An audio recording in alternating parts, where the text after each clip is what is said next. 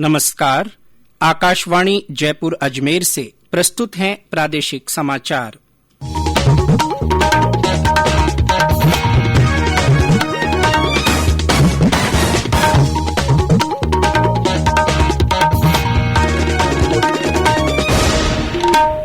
समाचारों के साथ मैं जितेंद्र सिंह पूनिया।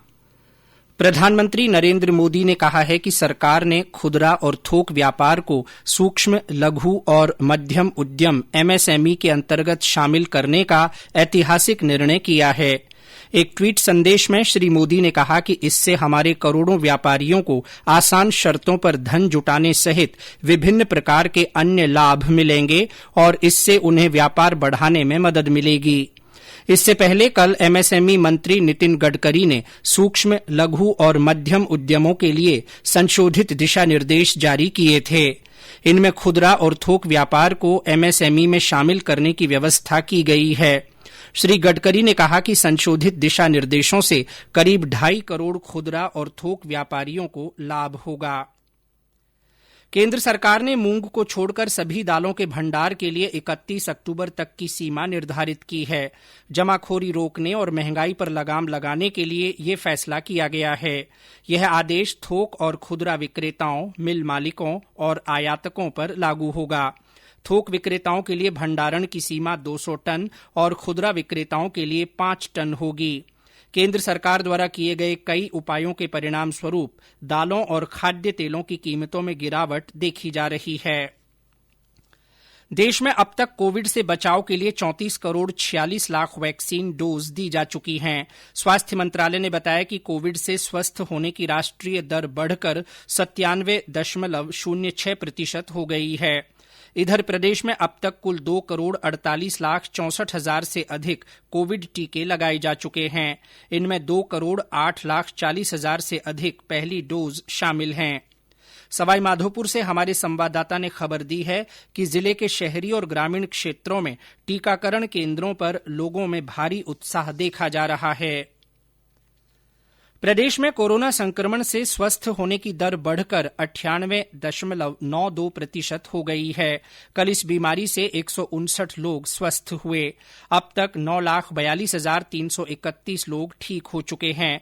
वहीं सक्रिय मामलों की संख्या घटकर 1,312 रह गई है। संक्रमण के 76 नए मामलों की पुष्टि हुई। वहीं 15 जिलों में संक्रमण का कोई नया मामला सामने नहीं मिला। कल इस बीमारी से 7 लोगों की मृत्यु हुई। इसके साथ ही मृतकों की संख्या बढ़कर 8,930 हो गई है।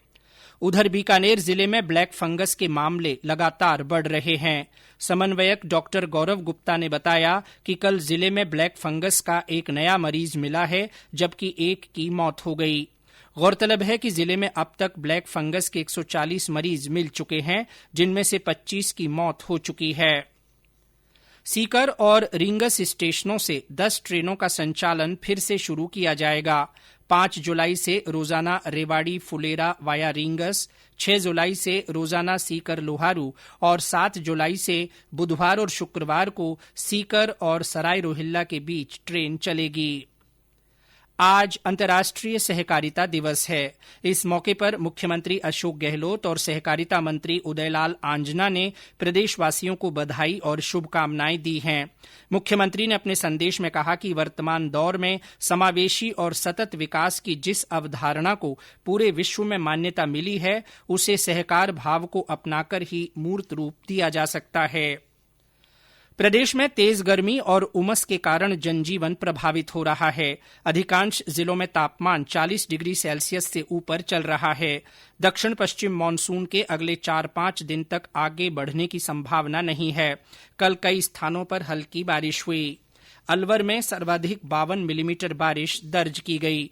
वहीं धौलपुर के सैंपऊ में 26 मिलीमीटर, सीकर के रायपुर पाटन में 25 और करौली के श्री महावीरजी में 21 मिलीमीटर बारिश रिकॉर्ड की गई। और अंत में कोरोना जागरूकता संदेश। कोविड-19 से बचाव और सुरक्षित रहने के 3 उपाय। मास्क लगाएं, 2 गज दूरी है जरूरी, सुरक्षित दूरी रखें, हाथ और मुंह साफ रखें। इसी के साथ प्रादेशिक समाचार बुलेटिन समाप्त हुआ। हमारा अगला बुलेटिन राजस्थानी में दोपहर 3 बजे प्रसारित होगा। नमस्कार।